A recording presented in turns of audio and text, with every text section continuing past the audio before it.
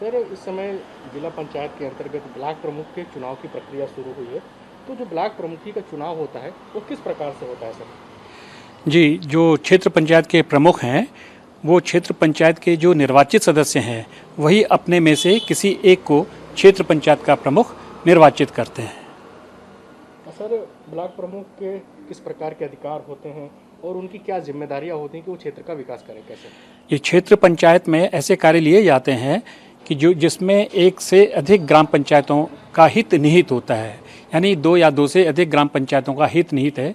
मान लीजिए कोई एक नाला है और वो दो ग्राम पंचायतों से होकर के गुजरता है, तो उसका अगर रख रखाव है, उसका निर्माण करना है, तो उसको वो क्षेत्र पंचायत करेंगे। इसी प्रकार से जैसे सड़कें हैं जो कि दो या दो से अधिक ग्राम पंचायतों को मिलाती हैं और जो जिला पंचायत के क्षेत्र में नहीं आती हैं, वहाँ पर लाइट का इंतज़ाम भी क्षेत्र पंचायत कर सकती हैं और रास्तों का निर्माण भी क्षेत्र पंचायतें कर सकती हैं। इस प्रकार के कार्य कि जहाँ पर कि दो या दो से अधिक ग्राम पंचायतों का हित निहित है, लेकिन वो जिला पंचायत के कार्याधीन कार्य क्षेत्र में नहीं है, वहाँ इनका कार्य क्षेत्र होता है और प्रमुख जी का जो भूमिका है प्रमुख जी की, वो यहाँ पर शुरू हो जाती है।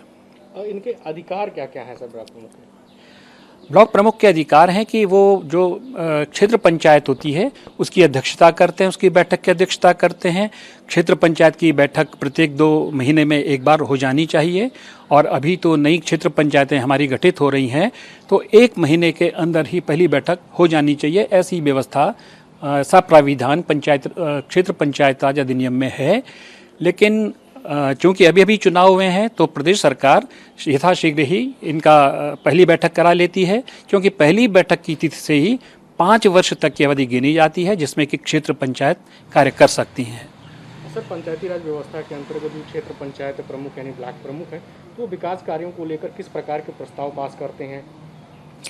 जैसे मैंने अभी आपको बताया कि ऐसे कार्य की जो कि एक से ज़्यादा ग्राम पंचायतों के क्षेत्र में पड़ते हैं वो क्षेत्र पंचायतें कर सकते हैं। जैसे बीज गोदाम घरों का निर्माण है, ये कार्य और उनका रख रखाव है, ये कार्य जो है क्षेत्र पंचायतों को दिया गया है। ऐसे समस्त निर्माण कार्य और रख रखाव का कार्य क्षेत्र पंचायत करती हैं और क्षेत्र पंचायतें जो भी कार्य करती हैं वो क्षेत्र पंचायत की बैठक में निर्णय लिया जाता है, प्रस्ताव पारित कराया जाता है और प्रस्ताव के अनुसार ही कार्य किया जाता है। इसके अलावा पहले कार्य योजना भी बनती है क्षेत्र पंचायत की और जिला पंचायतें भी ग्राम पंचायतें भी अपनी कार्य योजनाएं बनाती हैं और क्षेत्र पंचायत को भेजती हैं।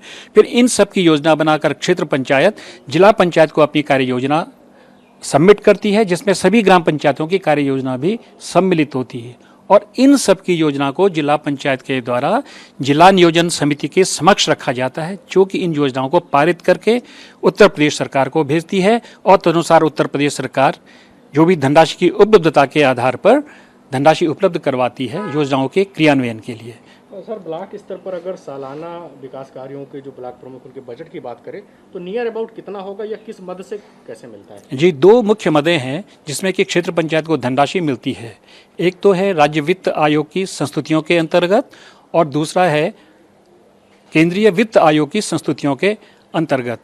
तो ये समझ लीजिए कि अभी जो क्षेत्र पंचायतों को धनराशि दी गई है पिछले वर्ष में, तो राज्य वित्त आयोग में लगभग 1 करोड़ औसतन एक क्षेत्र पंचायत को मिला है और इसी प्रकार से इनको केंद्रीय वित्त आयोग के अंतर्गत भी धनराशि प्राप्त हुई है। और मैं सोचता हूं कि अगले वर्ष में औसतन जो हमारे अगले 5 साल आएंगे, प्रत्येक क्षेत्र पंचायत को लगभग 7 करोड़ रुपया की धनराशि प्राप्त होगी।